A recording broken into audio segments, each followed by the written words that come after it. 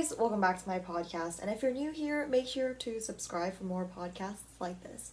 And then today I'm doing a part 2 of reviewing slash ranking all of my recent K-dramas that I watched. Not my K-dramas, I didn't make them. But in this episode, I actually have part 1 uploaded already. In that episode, I feel like I did a bit of a brief overview, I guess. But I did a bit more K-dramas than this episode. But anyway, in this episode, I have firstly Love Alarm Season 1 and 2. I have Penthouse Season 1 and 2. Oh god, I can't wait to talk about these dramas. And then I have, I took a lot of notes for Penthouse Season 1 and 2. And then I have Crash Landing on You. And then I have Run On, and then Descendants of the Sun.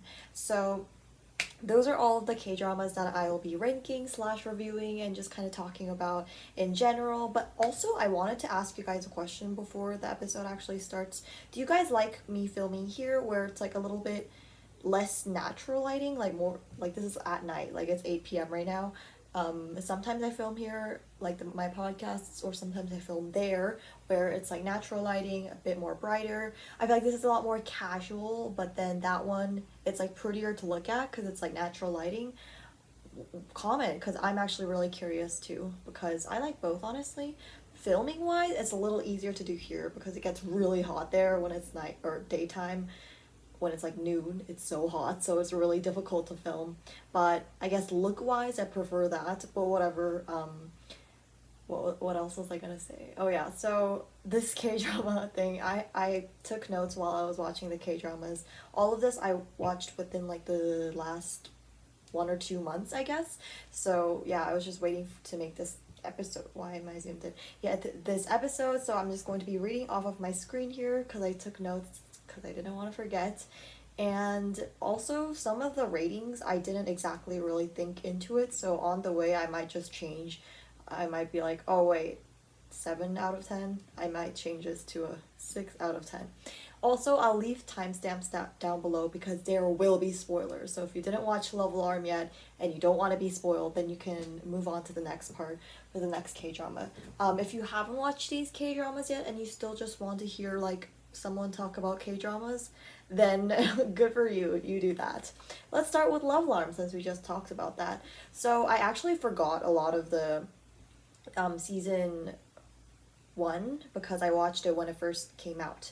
So recently when season 2 came out, I decided I was just gonna watch season 1 and season 2 together just so that I can kind of catch up on the stuff that happened in season 1, so that when I watch season 2 it wouldn't be like, wait, that happened, wait, who was that character, like things like that.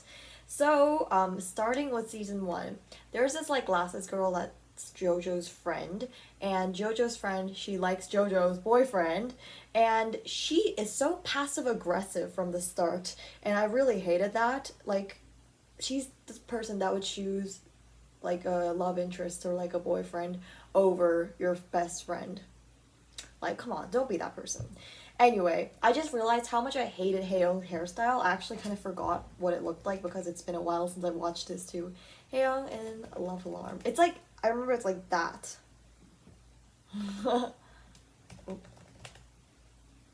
Yeah, oh my god, I hate his hairstyle. Oh, that is cringe. Oh, you guys search up Haeyoung Love Alarm right now. You'll see this hairstyle where it's like straight there. Oh, that ain't it. For like both girls and guys, I just don't like it. Anyway, about the Love Alarm app, I feel like it would be really nice to have it, but then it would be so sad if no one likes you. But then it doesn't mean like no one likes you. It just means that no one likes you within the 2 meter distance. Was it 2 meters? I don't know, I'm assuming it's 2 meters. But I feel like students would definitely obsess over it and be really sad if someone doesn't like them. Sorry, this is bothering me. My tuner's just here. Let me just move that. Okay, anyway, yeah. I would like to have the Love Alarm app though, but then it would just like change lifestyle in a lot of ways. Yeah. Next thing. I remember, well, since I rewatched it, I know what was gonna happen. And the best thing about this drama is that the directors, or not the directors, the screenwriters, all of them, the producers, they wrote the drama really well because there are so many flashbacks that actually connect to the entire story, and it just makes like this lovely puzzle piece. and the foreshadowing is so strong. Like, foreshadowing is so strong in Love Alarm. Like, I remember being so confused why JoJo had such a, like, a traumatic experience back in Jeju-do, and you know, once you start to realize, oh my god, it really hits different if you're watching it for the first time. Like, it was so shocking for me how her parents, I can spoil here, right? Yeah, how her parents decided to just, like, yeah, kill themselves. Anyway, yeah, there's this part where the driver, like, Sono's not servant, bodyguard. I don't know. Well, the guy that works for Sono is like, he says to Hayo, like, oh, the worst thing that would happen is you if you two like the same girl, and that's like the entire plot of this drama. So that was like really really harsh foreshadowing. That was really obvious, honestly. But anyway, yes. Yeah, that part was really good. I just honestly remembered it as a generic love kind of high school drama, which it still is, honestly. But that part, the foreshadowing, is very, very good. So if maybe the writers took that foreshadowing and applied that to a more mature, more meaningful drama, that would be amazing. That would just be perfect. And yeah, I really feel bad for Chundoku, like, you know, the girl, or the guy that likes JoJo's no, cousin. Yeah. But then again, he only likes JoJo's cousin purely for her looks, right? What kind of personality does she have to like? Nothing. But she's, yeah, poor guy, but then again, you like her just because of her looks, so I don't know, man. And also, I hate the aunt and the cousin. They're so manipulative. Like, hello, Jojo didn't choose for her parents to end up like that. Like, it's not like she killed her parents, you know? I wonder if she would have ended up better in, like, some, what do you call those places? Why can I? This is one of the moments where I can only think of a word in Korean. Like, you know, where orphanage. Wow, I was really looking for the word orphanage when I could only think of orphan. I'm so smart. I'm really tired today. Sudden life update. Okay, great. If you don't care, just skip. But today I had gym, actually, and this guy, oh my god, I really want to talk about this because it angered me so much. This guy, just random kid in my gym class, I don't even know him that well, but anyway, he, like, no, if I say this, no one in my gym class watches my no, it's okay, I'll just say it. Well, he hurt his eye because last week we were playing floor hockey, and this other guy hit him with a stick, and his eye was like bleeding. It looked like it really hurt. I felt kind of bad, but now I don't know, because well, anyway, today we were playing dodgeball, and we were going to play another game of dodgeball. So the teacher was like, okay guys, line up all of the balls in the middle of the gym. So I put down the ball that I was holding and put it down, and then I stood up, and then I looked that way because my friends were there, and I just looked that way, and he just throws the ball like straight at my face. Like, I don't even know why he's throwing it, but like, we ended dodgeball a few minutes ago and now we were organizing, and he just throws it, and then it just hits my face like right there, and so it just like hit my face, so like my eyes like got hurt kind of, and so I couldn't stop crying, not because I was sad, just because like it got hit, and it just wouldn't stop because, like, you know, reactions and stuff like that. And he didn't even say sorry, and I am 100% sure that he knew that he threw the ball at me. Like, how could you just throw it at someone and be like, and like they're literally crying anyway. Yeah, that hurt for a while. It's fine now. It was red. A few hours ago. And then yesterday today we played dodgeball. Yesterday we played floor hockey. And while playing floor hockey, this girl, she didn't mean to do it, but like, she hit me with the hockey stick. Where could you see it well? Well, anyway, there's like this really bad bruise. Like, this part is purple, this part is green, this part is purple, and it really hurts. When she first hit it, it really hurts, like really bad. I literally thought I broke my finger, but it's getting better. Like, it looks a lot better than it was yesterday. Anyway, I got hurt like that, and then, like, literally a few seconds later, this guy, actually, the guy that hurt the guy that threw the ball at me, like, are you guys catching up with this? Anyway, that guy hit his stick like like hit it to my leg, and that also really hurt. Gym is so dangerous. Like, I hate gym. Like, I'm not like a sporty type of person unless you count dancing, which a lot of people don't. I'll still count it, but not for gym, I guess. Like, I'm not sporty in that soccer, basketball type of way. Anyway, yeah. I don't know if I hate gym or I hate my gym classmates.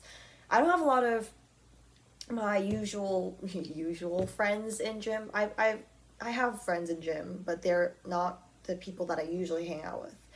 So that's kind of sad because they all have classes with each other. Not really, but still. Anyway, where did this come from? Anyway, yeah, and today I had this math test. Why do I feel like I always film a video? Well, I know why. I always film a video after I had a math test because before I have my math test, I'm studying, right? So I can't film a video. Yeah, that's why. I had a math test today. I think I did pretty good, but the thing is, I didn't know how to do this one question, so I'm pretty sure I got 2 marks off, or maybe 1 mark, I don't know.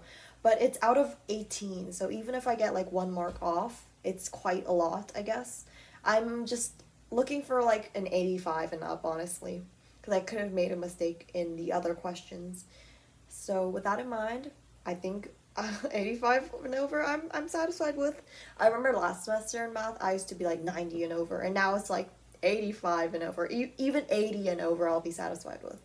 Kevin's gonna watch this and be like, I got half a mark off. I'm so sad. Kevin's Google, by the way. If you're watching this, Kevin. Yeah, no. Anyway. What else did I have? Nothing else interesting. I mean, not a lot, some of my friends came back from quarantine. Yeah, yesterday, like the health services thing, they were announcing like a new updated thing for restrictions and stuff like that. And I was really, really hoping that we would all go back into quarantine, kind of like what we did in December. Like, if you guys remember my December vlog, we were all doing online school. Well, I really wanted to go back to that because I don't want to do stuff. And when we're all in online school, no one does anything, no one pays attention, no one does things, unless it counts actually for grades. So yeah, I really want to go back into that because I remember it was so chill. All I did was literally not pay attention in classes and watch K-dramas. And I asked my friends, hey, what are you guys doing? And they were like, and Grace was like, oh, I'm actually watching True Beauty. And then Angela was like, I'm watching like anime probably, or he's probably gaming. Yeah, so that was great. That was a good time. I really want to go back to that, but it didn't happen. So I was a little disappointed in that. But it's a Wednesday. The week's almost over. Yeah, it's a Wednesday. It's almost over. Anyway, let's get back into the K-drama reviewing. This is not what you guys clicked on for.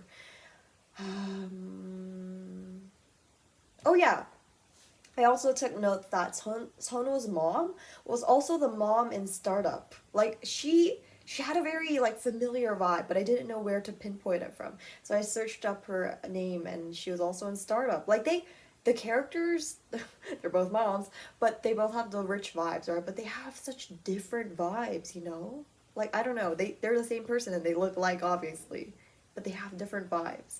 Maybe that's her just being a good actress. Anyway, when they dance to Red Flavor, oh, I should really like connect the flow of that, talking about the mom. Oh, when they dance to Red Flavor. No, I always show my pajama pants in my videos. At this point, I don't even care. Yeah, so Groomy, yeah, the cousin, JoJo's cousin Groomy, when she and her dance group was like dancing to Red Flavor, I couldn't help but critique every single move that they were doing wrong. Because it's kind of obvious that Groomy, she isn't like a K-pop dancer or an idol. She's just an actress, right? And it was so obvious that none of them were actually dancers, and it just got on my nerves, like how their moves were very like static, I guess, not enough flow. So she was like that, and it should be more like that, more casual, because the song itself is casual. This isn't some K-pop audition review, but I made it like that inside my head. And also, yeah, it was just very like static overall and not enough flow, is my short review of that dance cover. And none of them had power or stage presence. Stage presence was really lacking. I felt like they just felt like they were dancing, not really enjoying the dance. Anyway, let's move on. I really hate the guy following JoJo around. Well, I know the guy is literally her boyfriend, but if you guys have a boyfriend or a girlfriend that follows you around when you don't want them to be around, trash them. Or even some other person that you're like, oh, and that person goes like, oh, you want to play games with me? And I'm like, no thanks, I'm good. And then they're like, oh, come on, please, please, just this once, okay, please. You don't have to go to your job, you know, just please. Like, that's literally what the boyfriend did. Trash them, guys. They don't deserve it. Yeah, his name is Irshik, actually. He was in that movie with Irene. Anyway, oh my god, yeah. The part where they had their first kiss, Sonu and Jojo, he was so self-absorbed. He was like, "What? What? You don't like me? There's a girl in this world that doesn't like me?" And I'm just like, "Hello?" He's so self-absorbed. Oh my god. Yeah. I was so mad for no reason. And the way that Jojo doesn't even refuse his kiss, like, hello, you have a boyfriend. Yes, he kind of sucks, but you still have a boyfriend. You can't just cheat on him like that. Cheating is so normalized, which we will get to a little bit later. Anyway, and also, yeah, the way that Sono relentlessly asks if Haeyoung actually likes Jojo or not is so annoying too. Like, leave the poor man alone. If he likes Jojo, then fine. If not, fine too, you know? Like, you don't have to kiss JoJo just to prove he likes her or something like that. I don't know. To see if it bothers him or something. And it's all really reminds me of like those like 5-year-old boys that'll be curious about everything and they'll be like, why? But why? Or girls, you know, just like the stage where they're curious about everything. That's what Sono reminds me of. Man, just yeah. Anyway, it's like he never escaped that phase and had to deal with that for the entirety of first grade, second grade, third grade. No wonder his mom doesn't like him. Oops. That's mean. I apologize. Next. Oh yeah, the part where like the guy gets beat up because he was gay. That was so heartbreaking, honestly, and then Haeyoung like defended him. Yeah. Later on, I think it was in season 1 or 2. No, it should be in season 1. Yeah, later on when they figure out that the guy that was beating up the guy that was gay was actually also gay and liked Haeyoung. That was that was such a creative plot in there anyway. I honestly hate a lot of people in this drama, like the friend, I hate the cousin, I hate the aunt, I hate Sonu in some way or another, I hate JoJo too, because she's not. That, like, she should, like, take action for herself, I feel like. Like, a lot of the characters have a lot of character flaws, which I don't like. Anyway, oh my god, this part, when the cousin tried to flirt with Sonu, that was so gross. I barfed, literally. Oh, I don't barf, but, you know, exaggeration, guys. Oh, like the cousin only liked him because he's good looking and rich. Hello. And oh yeah. There was like this last episode I think it was where Sono and Haeyoung were like walking across the sidewalk and then JoJo's walking the other way. They literally look like some rich couple and we're living for that. Literally, it doesn't even matter if Sono or Haeyoung ends up with JoJo. It should be them. Like they were friends since I don't know, since birth, basically. And, yeah. And their friendship was essentially broken because of a girl, you know? That's, like, the entire plot of the story. The plot of the K-drama, sorry. And,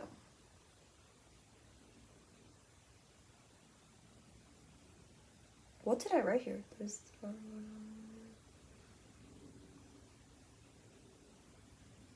huh? What? What? What? Okay, I'll read this out loud if this makes sense to you. There's this part in episode 5 where I was watching and texting my friend, and I sent him, ew.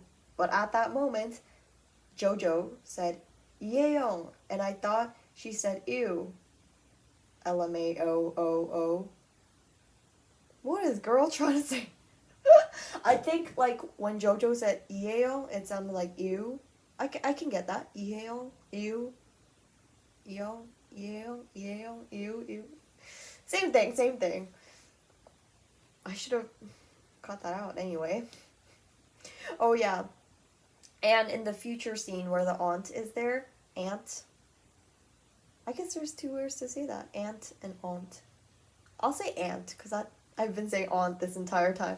Anyway, like, they put a wig on that aunt and they called it a day. Literally, her wig looks so unnatural on her, but they were like, I don't really care.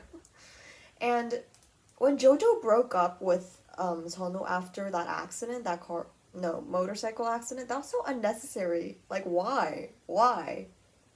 I don't understand. I just don't. And also, when this cousin, why do I keep calling her sister? She seemed like a sister, like Rumi. When the cousin throws everything off, like, the window, why? That was so unnecessary. Why? Why? Like, you're poor enough already. You don't throw stuff out of the window, even though it's not yours, still. Yeah. And also, now moving on to season 2, so I started watching season 2, and I actually saw this reel, like this Instagram reel, where it was like, wow, the one time directors listen to the audience saying that we want, like, the female lead to end up with the second male lead, it actually happens, and when we, like, or when we don't want it, it happens, and we want it, it doesn't happen. Basically, they're just saying that they want JoJo to end up with Sonu, but JoJo actually end up with Hale. In my opinion, I don't like neither guys, and I don't really ship them, I guess. I know some people will go crazy for ships in Love Alarm, but that's personally not me. But I do ship this other couple in the other K-dramas that we'll talk about later, but still, anyway. Yeah, I don't really ship any of them, but if I had to choose, it would be Sonu. Why? Because Sonu and JoJo just look better. Like, they have a better vibe together. Like, their personalities suit each other's better, I guess. Like, Hale is, like, the nicer guy. I'll admit to that. Like, he's a lot more nicer, a lot more caring, a lot less self-absorbed. But he just doesn't go well with JoJo, I would say. So, yeah. So I was spoiled from the start of season 2 that she was going to end up with Hale. And also my friend Grace, she kept on uploading stories about Love Alarm. And I was like, stop, why are you doing that? I need to watch this. So I was kind of spoiled at that. Like, there was a scene where she uploaded where JoJo was kissing Hale. And I was like, Miss Girl. Anyway. Oh, this was my assumption when I first started watching season 2. No, sad face. Chondoku did die. My assumption is that Chon is the other guy. Like, the Chun other guy, like the one that represented Love Alarm, was his brother and continued on with Love Alarm. Good assumption, honestly. Wait, what did he end up being? He was not his brother, right?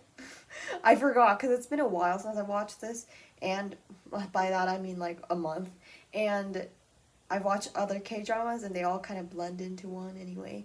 Yeah, but I do really like Sono's girlfriend, like the blonde one, not blonde later on, but, you know, like, she's also a celebrity. But she's so nice and caring, and she actually genuinely loves Sono, and that's really hurtful to see that he doesn't like her back or ring her alarm. But, that's kind of sad. And her smile is so pretty, oh my god. She deserves better. Like, she should get a better boyfriend that actually loves her. And oh my god, when Sono found out about the protection thing on the Love Alarm app that JoJo was using, so that it wouldn't show that she actually likes Sono, jeez, he was so dramatic about that. And I was like, quit it, dude. Anyway, the song selection for Love Alarm, like the OSTs, I guess you could say, they were so awkward and out of place, and I feel like they could have chosen the songs a lot better or in more appropriate places. And it was also awfully repetitive, and I feel like music is something that could actually turn off the viewers from watching, because it's just, like, crappy music is not that really good. Yeah. And there's this part where Sono was literally yelling, "No, you love me!" Like, probably comparing himself to Taeyong. That was so cringy. Ugh. Like, he just assumes every girl in the world likes him. But no, hate to break it to you, but that's not how it works. Anyway, next. Yeah, it's really unrealistic that you hold such a grudge about your high school ex that strongly. Like, no, you do love me. Like, hello, leave the girl alone. She doesn't like you anymore. Oh, look, my bangs are disagreeing too. And oh my god, there's just one song about this freaking holy shepherd. Like, it goes like that. I hate that song so much. It's so bad. Like, the first time I'm sure it was like, okay. The more you hear it, the more it pisses me off. They overplay it too much, and the melody is just not that great in general.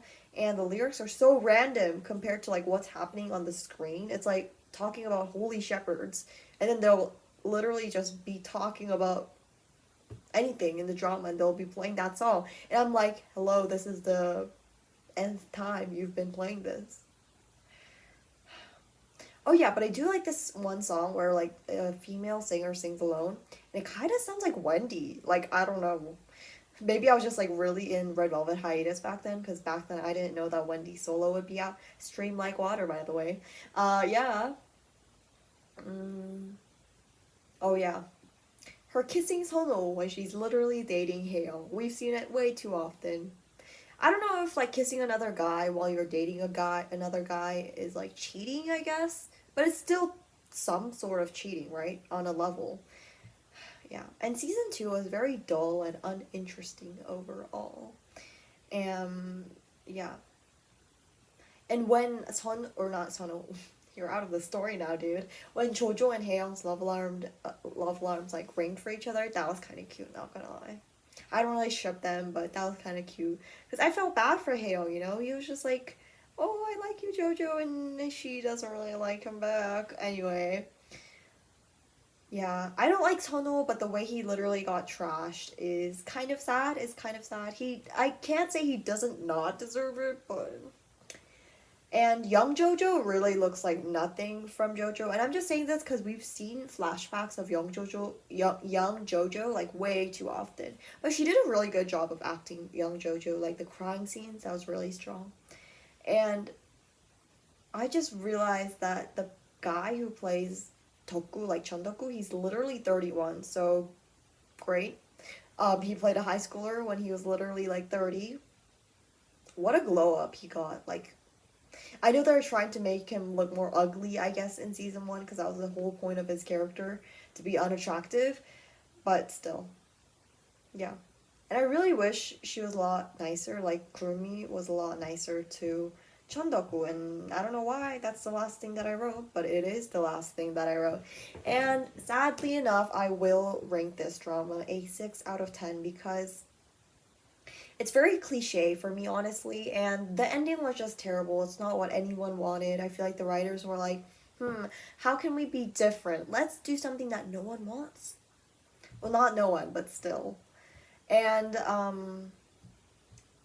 next one is gonna be so juicy. I have so many notes for this. And first, before we get started, Penthouse, if you're planning on watching this later on, please do not watch this part. I really don't want you to be spoiled. It's really just the entire point of the show, like to watch it, is for the plot twists. And I'm going to be spoiling like pretty much every one of them in this review. So please do not watch this part if you are planning on watching Penthouse, which I do recommend watching actually. At first I was like, this isn't really my style. I can see why a lot of people like it, but it isn't really my style. And then I started watching it more, and then I fell in love with this ship. Oh, no spoilers still here, but I'll start spoiling now. Okay, so the first thing that I wrote, oh yeah. First, like, I started watching because a lot of Koreans were watching this, and all my recommended feed on YouTube, it was all Penthouse. And I was like, why not, right? Like, it must be popular for a reason. And my sister also really liked it, so I was like, I'll watch it too, why not? And at first I saw the title, and it's actually Penthouse ... War in Life. And I was like, geez, dramatic much? And now I'm like, yeah, that pretty much sums it up. It's literally War in Life. And, oh yeah, There's just one scene, one of the first scenes I would say. It's like where Rona was fighting with her mom, where Rona wanted to do classical singing, but Rona's mom was like, no, you shouldn't do that. And they were like fighting, you know, normal fights, and then Rona just suddenly, out of nowhere, starts singing. And that was just so funny. Like, who just, in the middle of a fight, just starts singing, you know, just singing her heart out. Yeah. That was really random, but low-key kind of funny. And, oh yeah, and here I wrote, that rich family with the jealous singing girl is so disgusting. They anger me so much. That mom is especially crazy. And here I'm talking about Jenny, like when she first kind of like framed Rona for doing bullying, I guess. Yeah, the way I wrote rich family, yeah, okay. That was clearly not it. Anyway, yeah. It's funny looking back on this because I haven't read it since I finished the show, which was literally this morning. Yeah, I finished the last episode this morning. We're gonna talk about that a little later. Anyway, yeah. And later on, it shows that Rona's mom was literally in the same situation as Rona herself. Just because she was poor, she wasn't able to essentially grab her opportunity of doing classical singing. Yeah, it had me in tears even from the first episode, and I really wrote, "Oh my god, I hate the spoiled rich kids." Would you look at that? I said, "Oh my god, I hate the spoiled rich kids," and under that I wrote, "The tutors though I really like." This girl. Yeah, cause you know, she seems nice and her voice is really nice. Not her singing voice actually, her talking voice is just very enunciated and very punctuated and very clear. Like I really like that. Mm-hmm. Yeah, and then later on, Rona essentially gets scammed by her tutor, I guess, because he was like, "Oh, you have to prepare a German song. You didn't know?" And apparently a German song was not on the list of songs that you should sing. And for me, yeah, the dude that scammed her, which later becomes her teacher in school, that was very wrong. But Rona should have read the thing herself and then checked it over, just in case, and not depend the entire competition on her teacher thing. You know, like she should have checked it over. Like that's definitely possible, right? If if she didn't do that, like this would have been avoided. Next. Yeah, I wrote, what are the chances that all of these kids are literally classical singers that live in the penthouse? It's like classical singers only, guys. Yeah. And I said that the group of kids like Eunbyul, Minhyuk, Seokyoung, Seokhoon, they're all like the stereotypical rich kids being bratty and really rude and stuck up because they're all rich and they're like, my parents are rich. Do you know who my parents are? Like that kind of thing. Oh my god, yeah. The part where the group of kids, the group of rich kids, walked Minsora into the car angered me so much. If it didn't anger you, or at least like sadden you, you really have no feelings there. But did I really write that? Really, really. I said I really feel bad for Chun Sojin's daughter, Eunbyul. Actually, back then I really liked Eunbyul because I thought she was actually nice. That was not the case. Spoiler alert. And I also wrote, why does everyone rich have anger issues? That was very true. Like, literally everyone is screaming. Oh, yeah. Yeah. So, my sister watched this before, as I said, and I told this to her after the DNA test for the Shimsuryons came. Like, to check if she's actually her daughter or not. And I was like, so let me guess. Shimsuryon's actual daughter is Minsora. And I was actually right. I've watched too many K-dramas. I can just know now. And back then, I didn't really like Shimsuryon. Shimsuryon was just like just a character in a show. But now I literally love her. Oh! Anyway, I really grew to her, okay? And, Yeah.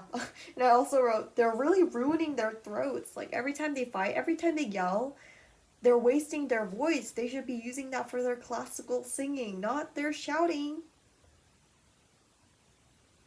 And then Minsora died, and it shows everything, like the entire process, not who killed her, obviously, because that's later on in the show, but like how they got rid of her body and framed, not framed, but like basically set her up for suicide. Yeah, and I literally wrote this in all caps, so I'll read it out loud now. Okay, so what happened to Minsora was way too out of hand, and I didn't think she would actually die. Why did I think she would actually die? That was literally the first scene anyway. She was so nice and seemed smart and was a great vocalist. Yet what happened to her? It made me sick in the stomach. I agree. I agreed, past Irene. And yeah, my friends, they always say Miss Girl, and every time I watched Penthouse, I would be like, Miss Girl! Like, I shouted that so many times, and my sister was like, just stop. There are other people trying to watch K-dramas here. Because she gets mad when people talk while she watches K-dramas. Yeah, every time someone in Penthouse did something stupid, I would yell that out. And I wrote, this drama literally gives me stress. And until then, yeah, it did give me stress. Now it gives me sadness.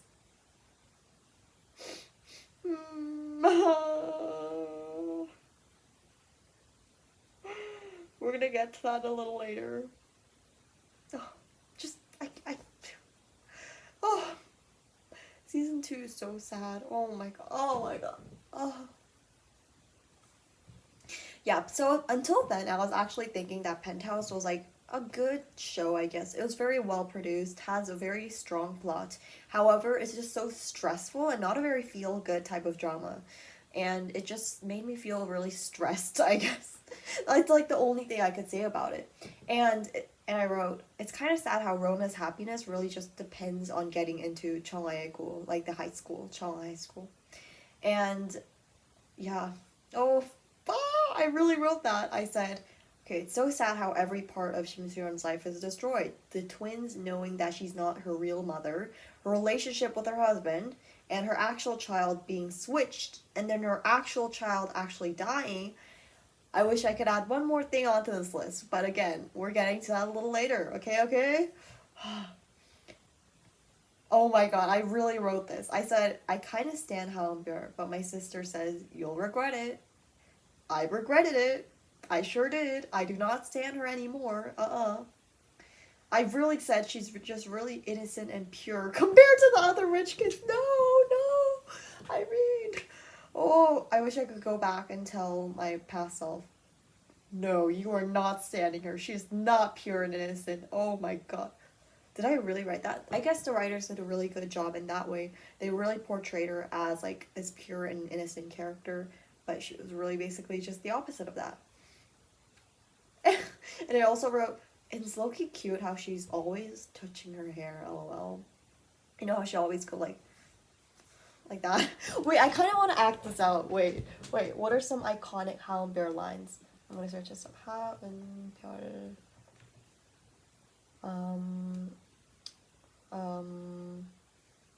Hallenbeer. I'll just search that up.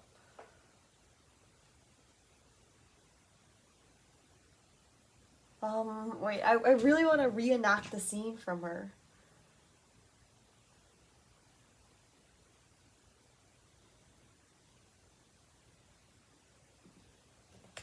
Guys, just wait. I really want to do this. I really want to, yeah. It just seems so fun. Hallenbeer line. Let's do that.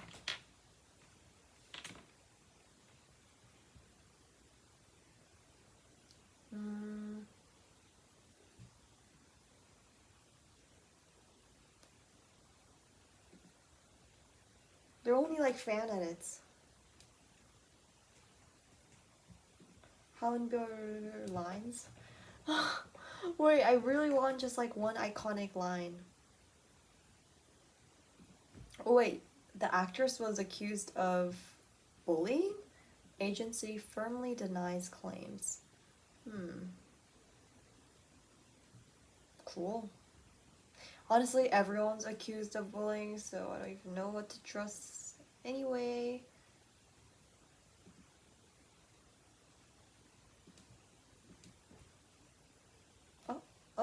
Did I find something?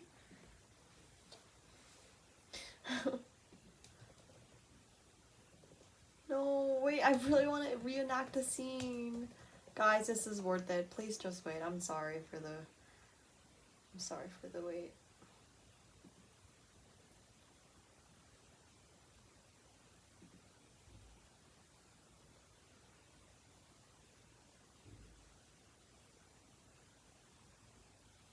Oh, so I'm watching the scene where it's season 2, episode 2, but she has her hair up, so. Oh, okay, I'll do this.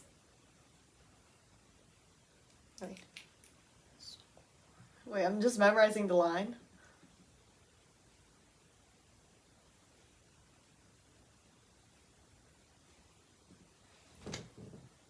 Okay, ready? Scene. 언제 왔어? 나 공부하고 있었는데. 아니, 나는 괜찮아. 여행은? Was that good? Wait, was that good, guys? I also want to reenact another scene. I think that was really bad. I don't know.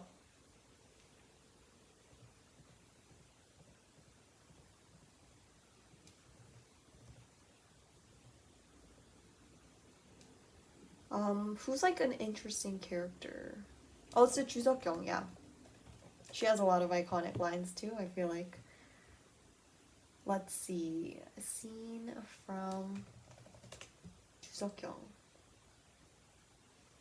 She's really talented, by the way. The actress. She can dance. Oh, this is a recent episode.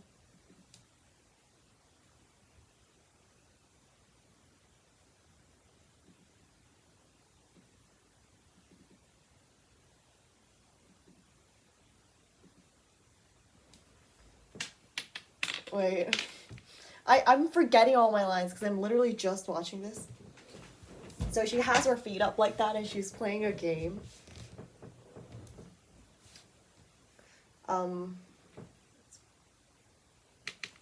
Wait, I'm gonna have my earphones on because I didn't remember the line.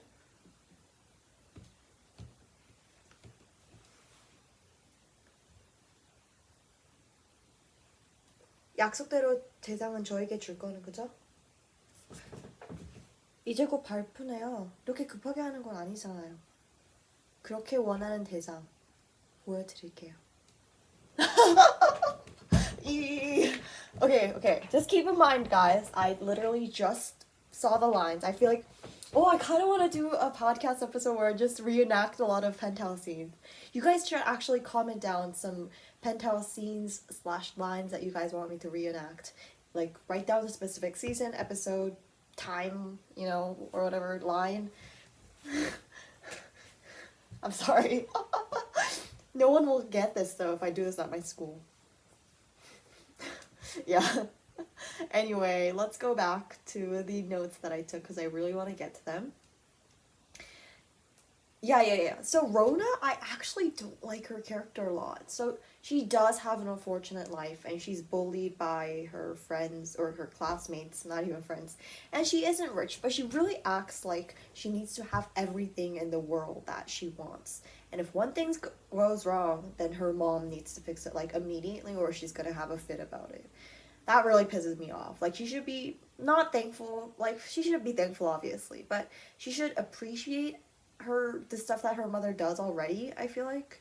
And even if one thing goes wrong, like, that's life, man. You can't have everything. You can't have everything. Yeah, she's literally 5. I feel so bad for the mom. Wow, the writers were really good in this way. Like, they really make you think one thing, and then later on in the season, you'll be like, why did I think that? Because I literally wrote, I feel so bad for the mom. And then, yeah. I wrote, the curly hair scam teacher person, it gives me the heebie-jeebies. He really does. The person that works at Chonga High School. The one with, like, the curly hair, Maduki. Yeah, that's his name. And I also wrote, I really feel bad for Eunbyeol's dad. Oh yeah, at one point or another, I think it was like the end of season 1, my favorite character was Eunbyeol's dad. It was like Eunbyeol's dad, and then later on it was Shim Seon and Logan Lee. Oh, I just said it the first time I said Logan Lee. I was gonna keep it for later, but I can't help it. Logan Lee. Oh, just wait, guys. Just wait. We're gonna talk about that later. Yeah, and I don't know how they managed to find such similar faced. They look like Eunbyeol and Eunbyeol's dad. They have similar vibes. Like they literally look like family. And oh, I wrote, since her daughters died, Shimseon was acting really weird, even to Rona's mom. She really was, and we all know why now, cause she knew that Rona literally killed Minsora.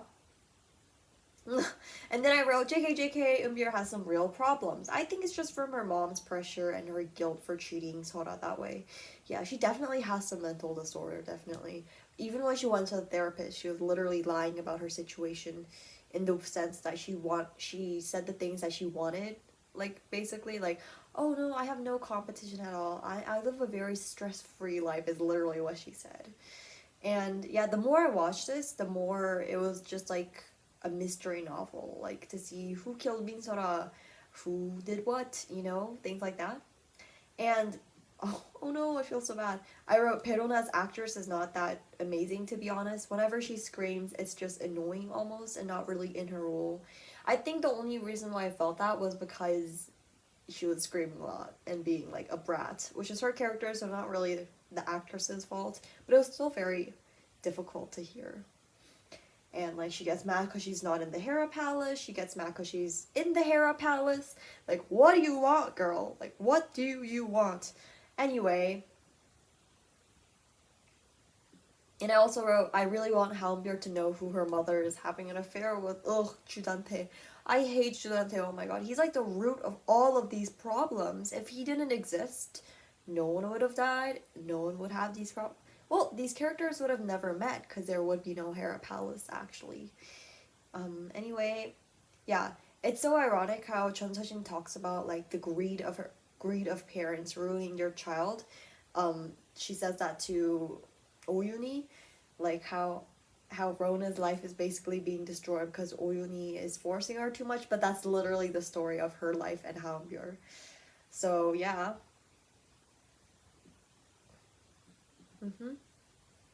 Sorry, I'm just like, I kind of need water right now, but it's okay. And when Chun Seo-jin's dad rolled down the stairs, I wrote, that's just karma. And I also wrote, low-key feel bad for the man, though. I do feel bad for him. But, yeah. And I also wrote, Chun Seo-jin has life way too easy, though. She gets fired, then she kills her dad because she fired her. Yeah. What did I write?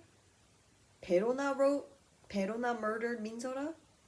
No. There were so many, like, accused people that killed Minsora. First it was, like, suicide, and then it was Judante and Chun Seo-jin, then it was Perona. I don't remember that, but I wrote it there, so I'm assuming she was also one of that person. And then it was finally figured out that Oyuni killed her. And she only gets 3 years of sentence for murder. I don't know if that's how it works. Like, maybe I just don't know law that well. And it's different all around the world, too. But 3 years just doesn't seem enough for killing an innocent woman or girl. And then I also wrote, okay, but I really like Sokun, a fresh breath of air. I guess he is because he's, like, really nice to Peruna. But at first, it was just an act, right? Just because he wanted to satisfy his twin sister. But he is nice, but I feel like he's just, like, that stereotypical, cold, but actually kind, good-looking guy, And yeah, for some reason I had a hard time. Usually, like, I have a really hard time memorizing all of the K-drama people names, but this one was really easy. I think it's because they all have really unique names. Like, Perona, that literally sounds like Merona, which is an ice cream brand. It's really good, though. It's like the melon ice cream, the bar. Anyway, they all have really unique names. Like Jenny, that's pretty unique.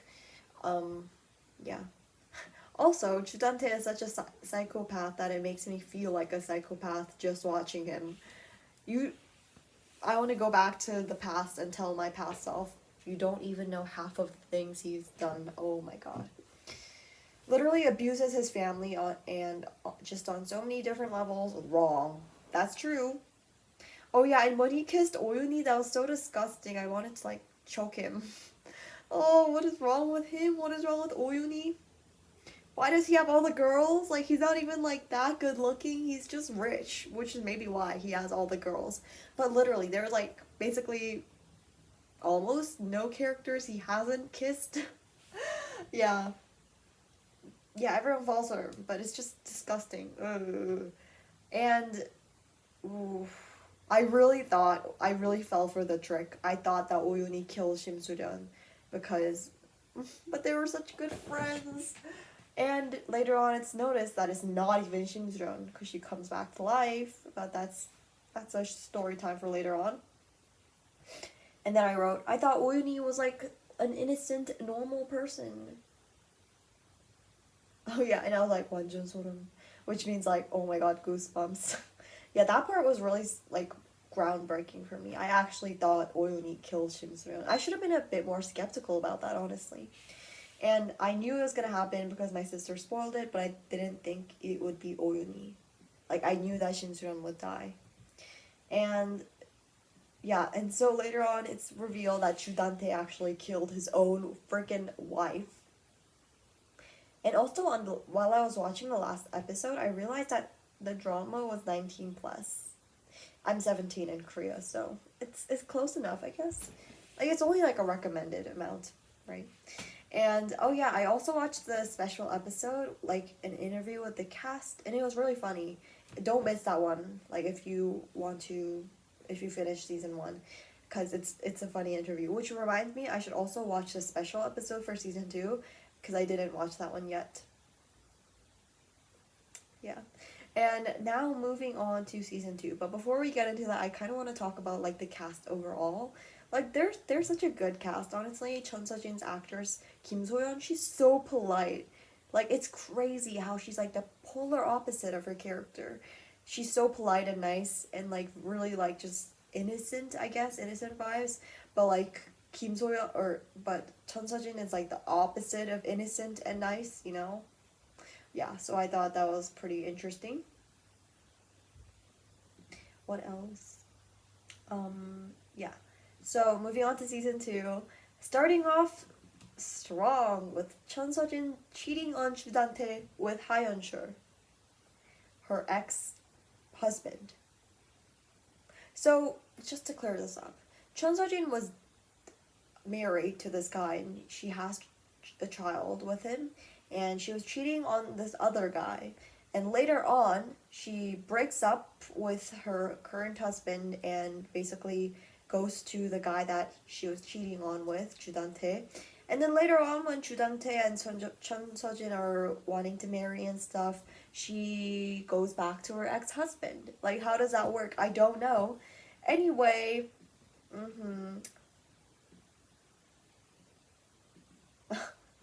I wrote this. Let's welcome Chudante's servant or housemaid, I don't know, into the Psychopath Club. There are new members every month. Every episode. That's kind of funny. Iconic line. Oh boy. I wrote, it's kind of poetic how Oyuni ends up marrying Haeunchul because they're like first loves, one of my fave ships in this drama, to be honest, and that's saying something. Out of like 10,000 ships interlocking with one another because everyone's cheating on one another. Yes, it was poetic while it lasted. Not my favorite ship anymore because someone replaced it. Ooh. Anyway, next. Oh yeah, when Jenny and Minok's mom was like fangirling over Haeunchul, that was like everyone. I remember I watched this one video where the actress or actor for Haeunchul was on My Little Duckling. I think that's what the show is called in English, and everyone was simping for him in the comments, and I was like, okay, good for you guys. And I wrote that season 2 is a lot less eventful and less dramatic, which is a bad thing because it's sometimes boring whenever there was like never a boring scene in season 1, but it's also good because it doesn't bring me stress, is what I wrote there. And no, I just was not fully in season 1 that much, you know? I should have watched more and then judged it because it did bring me stress. And I wrote, why is cheating so normalized in this show? It shocks me every single time, and I would literally want to throw up so bad. That's true. Everyone cheats on one another, and it's disgusting, guys. Cheating should not be normalized. If you're married, then stay married unless you don't like him and just divorce him, and then you can do whatever you like. Don't cheat, okay? Okay. Yeah. And then I wrote, I'm really happy that Jenny changed for the better. Yeah, it was all good until the end of season 2, right? And I also wrote, this is a lot more lighter, but I wrote, I don't know if red hair suits Oyuni or not, but like Eugene looks good in literally anything. I think it makes her look a little bit younger, but then it also makes it look like she's trying to be young, you know? Yeah. And then I also wrote, I really hope Umyor dies. I hate it so much. I don't like Perona, but I can't kill someone, but you can't kill someone like that. While I was typing, I literally swear. Because I was just that shocked, like that Umyor tried to kill Perona. There's so many death scenes in Penthouse, and it really gets exhausting, honestly. And I really feel bad for the actors that have to cry so much and act so crazy, because while they were like talking in the special episode, like what the hardest part about filming it was, and they were all like, oh, well, first like hitting and the punching scenes were really hard, but also like the crying because it was like tiring. I can totally get that. And yeah, so at this point, I just kind of gave up on taking notes because they were like way too much. But I just didn't think that Perona would actually die, you know? Yeah. Oh, yeah. So this part, I actually started like Ijia, which is Shim Soo-ryun, you know, like the actress. And I was like, oh, I'm so glad that Ijia was back because I just love the actress so much. Yeah. But who names their child Daegu? Like Egu? Like Egu? I don't know, man. And that's also when I first started shipping Logan Lee and Shin Soo-yeon. Oh, I really like them. Oh my god. Yeah, that's kind of when I started shipping. Well, like when first Naegu and Logan Lee came out. Like Logan loves her so much. Not Naegu. Shin Soo-yeon. Oh. Get yourself a guy that actually likes you the way that Logan Lee likes Shim Soo-yeon, because just a chef's kiss. Oh my god. And Jenny and her mom's relationship really made me tear up because like Jenny's mom cares for her so much and like tries to do everything that she can, which is really nice. And I literally never would have guessed that Hancho would have been Rona's actual birth dad. Yeah.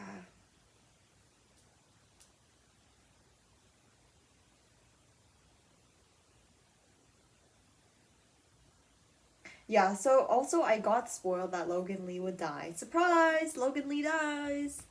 I didn't know how he would die, but I knew that he was gonna die because first I saw this post on Instagram where it's like, why do the directors always have to kill the good guys? And I was like, what?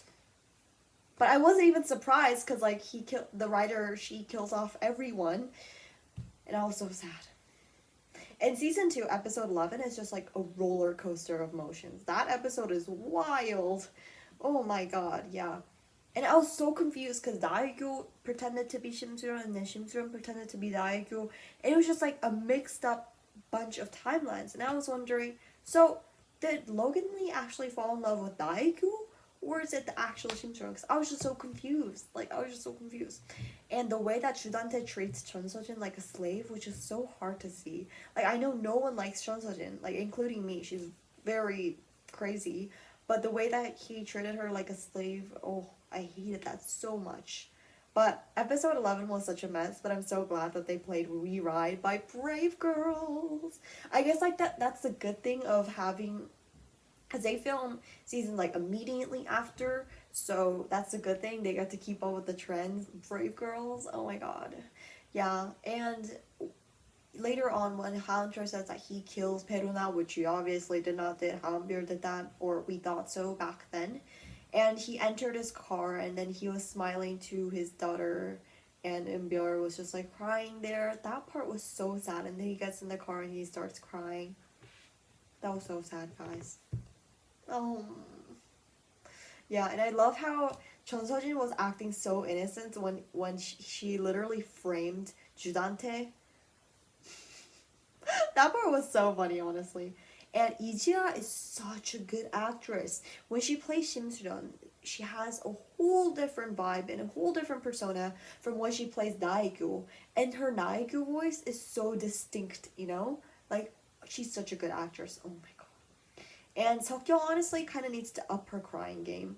When she meets like Shimsuran again, like her mom again, she was crying and it was just like a little cringy. And the last thing that I wrote was, I hate the last episode, I hate the writer. Cause Logan Lee died.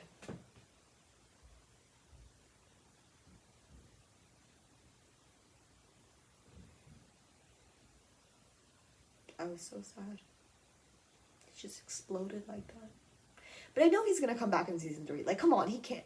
If the writer literally does not revive him in season 3, or like, oh, surprise, he was actually alive this whole time, I'm going to be so angry. Like, that can't happen, right, guys? Right? Oh, no, no, no, no. I ship Logan Lee and Shimsun so much. Like, he actually loves her.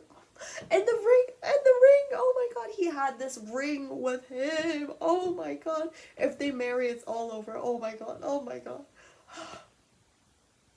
Oh, I ship them so much, guys. They're my favorite ship in like a really long time. Like since It's Okay Not to Be Okay, like Moon Ga-young and or Moon Ga-young, sorry, Ko Moon-young and Moon Gang-tae. Like that was my favorite ship for a long time, and they still are honestly. But Shimsun and Logan Lee are like my recent favorites. Oh, they're so I literally cried this morning. I've cried 2 times today. Wow. First, because Logan Lee died. Secondly, because that freaking guy threw a dodgeball on my face. And you're probably like, why are you overreacting so much? It's just a dodgeball. But he's like one of those guys that throws like unnecessarily hard. And it was like straight at my face. Anyway, let's move on to the next. We've already been filming for an hour, and I still have so much to go through. Should I just make a part 2 of this? I think I should. I blabbed so much, and half of this was just Penthouse. I only talked about Love Alarm and Penthouse. Wow. And it's exactly 1 hour. I think I'm gonna stop here, guys. I'm getting a little tired, honestly. I've been going to school. Wow. No, I went to school the entire day, and I'm just tired now, and I had a math test. And I'm just like, ugh. Oh, my friend got a new rabbit. Let's see the picture. Oh my god, it's so cute. Oh my god, it's so... Oh my god, that's so cute. Wait. She's like really like soft looking and like white. And her eyes are like black. Oh my god, that's so cute. Wait. Wait. Wait, guys, let me show you. I hope it's okay. Wait. That's so cute. Anyway, that's a good note to leave this episode off on. With that being said, thank you so much for watching this episode. Part 3 of reviewing my favorite K-dramas will be coming soon, so watch out for that, guys. And I think that's it. I don't know. With that being said, thank you so much for watching. You can watch part 1 in the description. I can't.